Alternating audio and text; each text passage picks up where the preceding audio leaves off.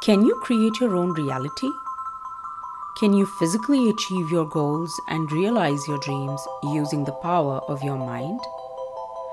Can you be intentional in bringing in the life experiences that you desire? Yes, yes, and yes. Our minds are very powerful. Instead of letting the mind control us, we have the ability to make it work for us.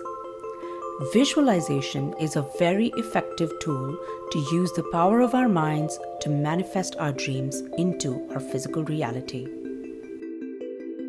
Do watch this video till the end for some additional tips on when and how often to visualize. Imagine a world where our children grew up with the skill of knowing how to achieve their goals, to turn their dreams and goals into tangible reality. What if manifesting desires into physical reality was second nature to them? Imagine your child growing up with confidence to achieve anything they set their minds to because they are powerful manifestors. On Mini Miracle Makers, we talk about the power of manifestation and the importance and ways to introduce it early in life. Manifestation is an art and a skill. The earlier in life we start learning and practicing it, the easier it becomes for us to unleash this superpower and live a truly fulfilling life. One very powerful technique for manifesting is visualization. This technique basically involves playing mental images with emotion to impress a certain outcome onto the subconscious mind. Children have a naturally good imagination, so this should hopefully be a fun exercise for them. Here's a step-by-step guide to introduce visualization to kids. The first step is the prep. This is a very critical step, and this is where you need to sit down with your kids to work with them. It basically entails the what of the process before the how begins. You can help your children through the process, but let them take the lead. The first step is to decide the goal of this exercise. Does your child want to achieve better grades? Does he or she want to have more friends? Or do they want to travel to a certain location? Or do they want to make it to the sports or the dance team or any other activity team? Sit with them and help them decide what they want to achieve. What is the clear goal for this exercise? Step number 2. Help them to think about a scene that represents having achieved the outcome they desire. For instance, if they wanted a grade of A+, tell them to imagine a scene in their mind where they're holding the report card and they can see the grade on the card. Or if they want to make more friends, you can tell them to imagine a scene where they're surrounded by a group of friends chilling at their house or any other location that they want and having a good time and just laughing and enjoying themselves. Or if they want to travel somewhere, you can tell them to think of a scene where they're actually in that location. And in order to know what that location is like, you can help them with a little bit of research. Like you can go on Google and you can see what the location is like so that they can familiarize themselves. For instance, if they want to travel to, let's say, New York City, you can view images of New York City or go to a YouTube video where the city is covered, where they can actually see and feel what the city is like, and which will really help them get those visuals and scenes in their visualization exercise. Or finally, if they want to make it to a sports team, they can imagine a scene where they're representing the team and they're playing the sport with other team members, or they are winning medals, they are achieving some other goal in the team, for example, being appointed the captain.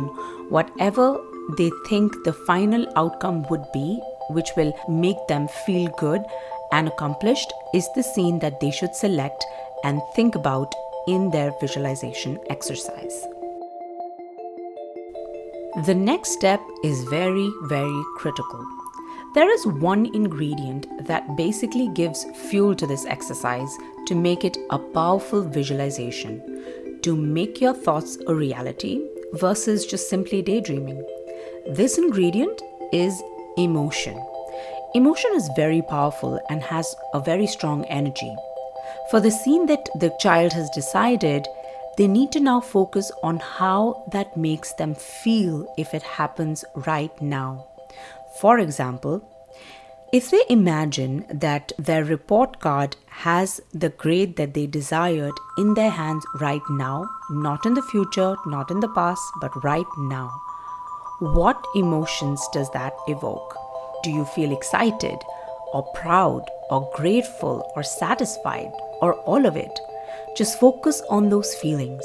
Imagine it is happening right now and identify those emotions. That's it. This is the prep. In short, what needs to be done in the prep stage is deciding what the goal is, thinking about a visual or a scene that represents achieving the goal, and the last is feeling like it has happened. Now, let's move on to the actual exercise. This next step is how they would actually do the exercise. First step is to simply close your eyes, take a deep breath, relax yourself, and visualize the scene you selected, and remember to feel all the feelings. Play the scene in your mind as if it is happening right now in the present. Involve your senses as much as you can. Did you want to win a sports championship? What does the winning medal feel like in your hands? Is it cold? Is it hard? Does it have any engravings on it? What does the texture feel like? What is the temperature like when you go up to get your reward? What do the handshakes and hugs feel like when people come to congratulate you? Do you feel excited, grateful, happy? Just make it real. Number 2, it is important to remember that you may not be able to do all of these things while visualizing, and that's totally fine. It should not deter you from trying. In my experience, the more you visualize something, the more real it starts becoming after a few days or a week. The important thing is to just start. And that's it. It's that simple.